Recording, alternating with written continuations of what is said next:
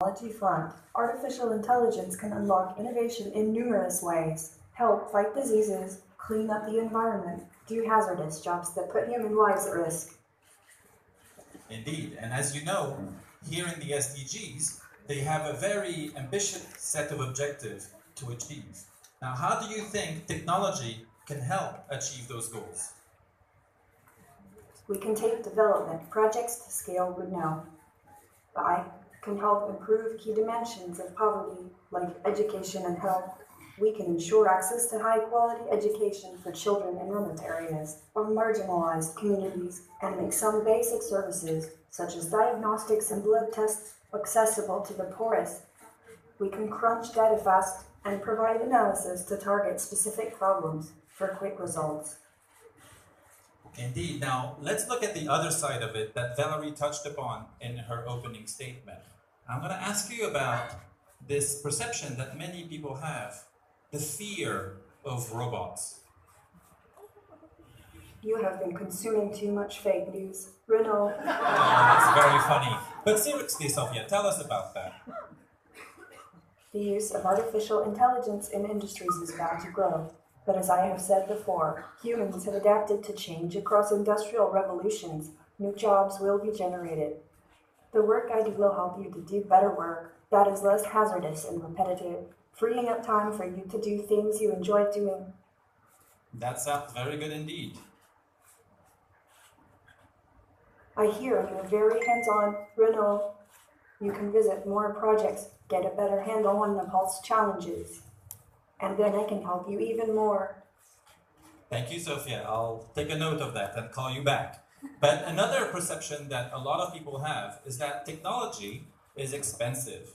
Accessing technologies, therefore, for countries, developing countries like Nepal, is challenging. Can a poor country like Nepal, still in its progress on development, benefit from technology?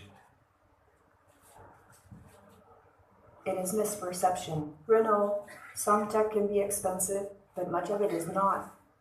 And it is also low-cost take. For instance, mobile technology and internet coverage. So many people in Nepal have smartphones with so many apps, and so many apps are free. So there is much we can do with little cost. Another issue that we often hear is about robots and ethics. What do you have to say to that? This is a human issue. Renault, you, the UN and governments, need to have laws to ensure that this does not happen, and you have to implement those laws. Ethics, women's rights, labor rights are all essential if we are to meet the Sustainable Development Goals and leave no one behind. Well, thank you very much, Sophia. This has been extremely informative for myself, and I'm sure for all of us. I'll have one more last question. It's a little bit odd for me to be speaking to you, despite all the respect I have for you, but I was wondering, what happens if, like in the Transformers movie, you go crazy, you go rogue? Is there a switch that we can action? I can assure you, Renault, I have not lost control nor be transformed. Can you say that? Perhaps we should check with your co-workers. Renault, what can we do when you go rogue? Do you have a switch? But since you asked, have no fear, Renault, I do have a switch. Well, be kind, okay? Because if I need to, I will use the switch. Now, why are you hanging out with me more to find out? And I can assess if you're smarter than Anmol Casey. If I'm smarter than Anmol Casey, well, I'll let the public decide for this.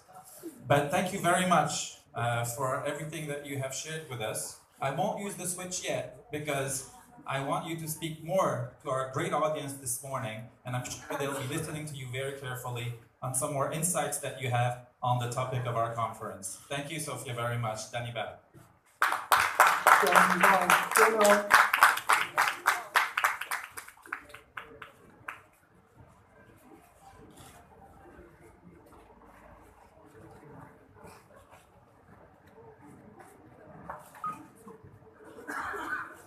Namaste, Nepal.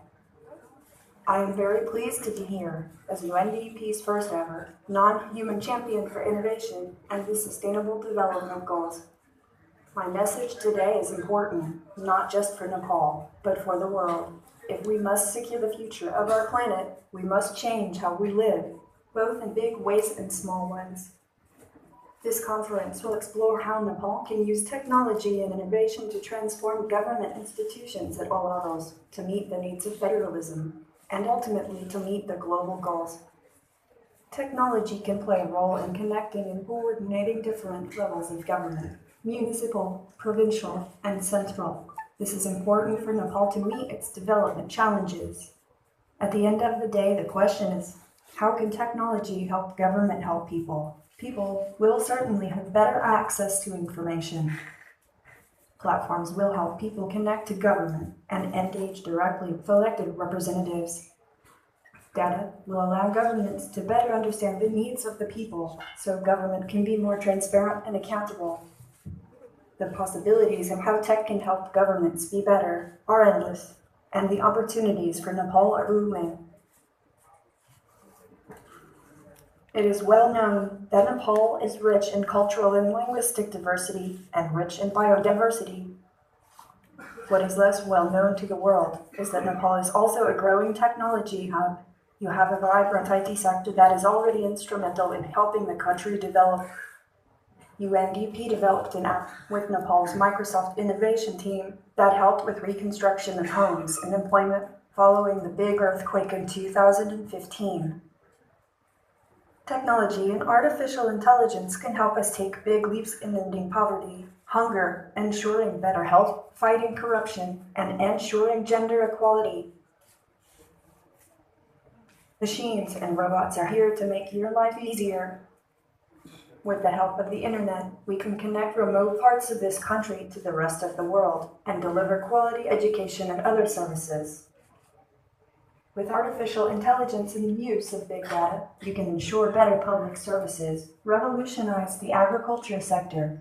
We can make more efficient use of limited resources, ensure better results, protect the environment, and make the world a better place.